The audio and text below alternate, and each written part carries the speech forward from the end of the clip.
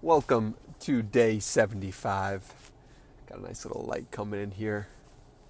Very grateful to have you here.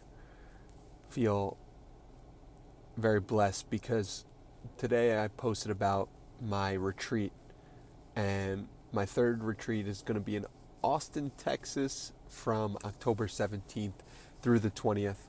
I'm very much looking forward to that. There's going to be awesome people there. I am I know that it's going to be transformational for so many, and because of that, I'm very grateful. Um, Few things I want to talk about today. One is that I started to, in July, I posted about intro calls and doing random calls with people all around the world. And that's how the podcast started, by me making phone calls with strangers, and I enjoyed it so much I ended up wanting to start a podcast and record those conversations. And what I'm doing now is a return to that. And I posted about it in July, and now I did a few calls, but I got re-inspired today by being in the Great Morning community. Great Morning is a community where people are going every morning and they are talking about their affirmations, their gratitude, and the healthy thing they would like to do, the habit they would like to do each day. And that was created by my friend Ellen Cam. And how it works is it's a 30-minute call at 8 a.m. Central Standard Time, and you go into a breakout room. And one woman in the breakout room was this woman, RJ, who asked about the calls. And I had done a few, but I hadn't really explored the list of people who wanted to talk to me on the phone. And I hadn't really systematized it in any way. I thought I was just going to call people, but randomly. But what ended up happening was there was hundreds of people who gave me their phone number, which I'm very grateful for, and it made me feel a little bit overwhelmed because I didn't know if I was going to pick a random number, what someone was doing, and it was a few weeks after, and I didn't know if someone wanted to still do the call. Anyway, I started to send Calendly links, 20-minute calls for everyone that wanted one. And I figured it would be a good way to connect with people who wanted to talk to me. And I started sending that Calendly link out to a bunch of people. So if you want that Calendly link, just send me a DM on Twitter or Instagram, and hopefully you'll see this. And hopefully I'll see it rather. And um, the purpose of the call is just to get to know each other and just to connect as human beings. And I believe this will be over Google Meet. It might be over Zoom. I might record them. I might not. Probably won't. Probably won't record them. But a lot of details to still figure out about it. But I started to send them out. So next week I'm going to be doing calls with people all around the world. Back to my roots. And I'm very excited about that. And I want to thank RJ for making that happen, and the Great Morning community as a whole, because I've done it now for the last 2 days, and I feel so great after doing the affirmations and the gratitudes, and to just see other people at 8 a.m. who are also interested in having a great state and living in a great state. I mean, what more can you ask for? So, doing the intro calls, very excited about that. Have the retreat, very excited about that. The topic I wanted to talk about today was about finding and keeping your spark. I had this amazing coaching session today, and the client was asking about, what if I lose my spark? What if I lose my life force? What do I do? And we were talking about how so often people will seek money as a way to get life force, or they will seek a partner to get life force, or they will seek a friend to get more life force. When those things kind of work, right? When you have more money, you have more opportunities to use your life force. When you have a romantic partner that loves you, that you love, you have a greater access potentially to your own life force. When you have friends who support you, you have greater access to your life force, to your spark. But that's not the thing that's creating it. And if you remember that, what is creating your spark, what is creating your life force, is actually your own listening to what comes through you and acting on what you listen to.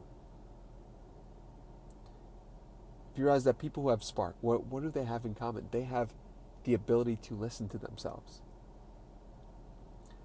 They have a deep connection with themselves, and then they follow that.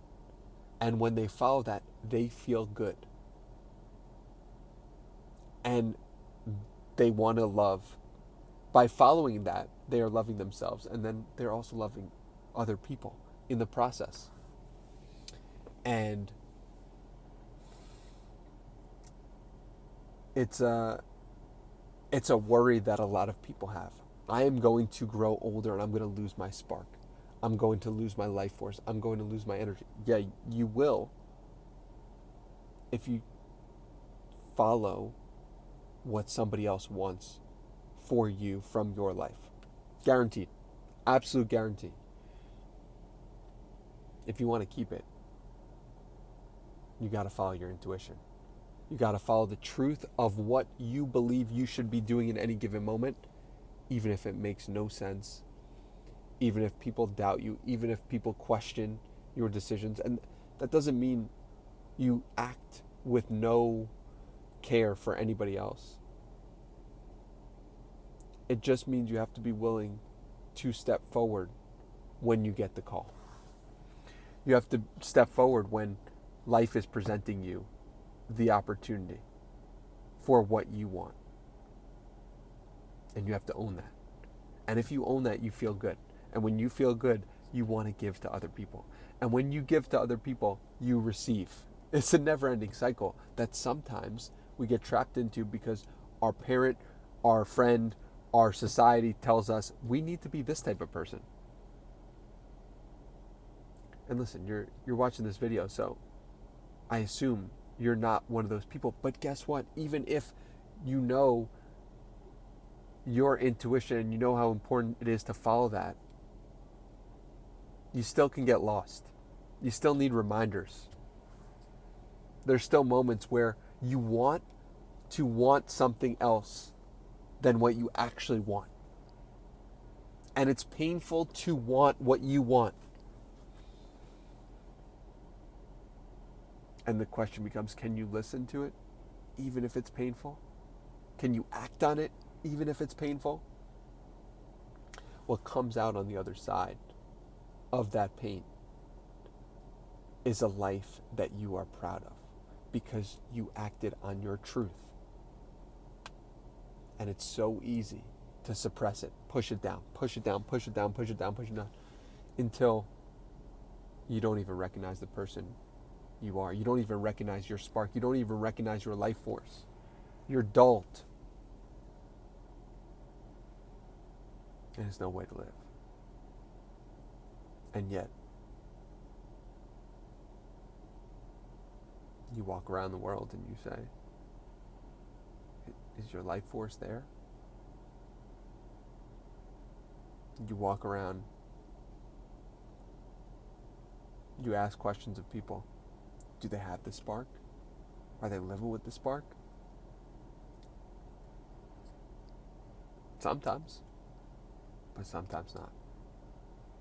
And it's the saddest thing in the world to see people living without the spark, because without the spark, you inevitably lead yourself to regret. Whenever you stop listening to yourself, you're going to live a life of regret. When you're reading this book, The 5 Secrets You Must Discover Before You Die, the first secret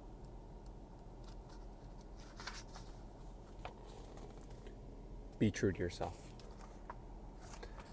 And the spark comes from being true to yourself. And if you're not true to yourself, you're going to pay the price. And the price is regret. And so,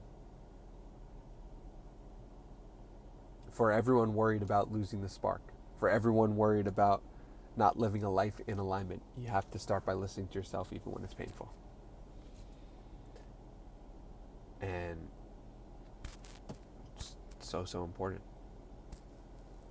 The spark is not based on money, followers, views. That's what we've been sold. The truth is, the spark is based on you listening to you. I love you. Have a great day or night. Great things happening. Always. Tai Chi. Day 3, I believe, of Tai Chi. Incredible. I don't know what I'm doing, but I know the energy that I'm feeling is incredible. I know I'm tapped into something right now. And I'm going to keep doing what I'm doing. Sending you so much love. Hope you have an incredible day or night. Peace.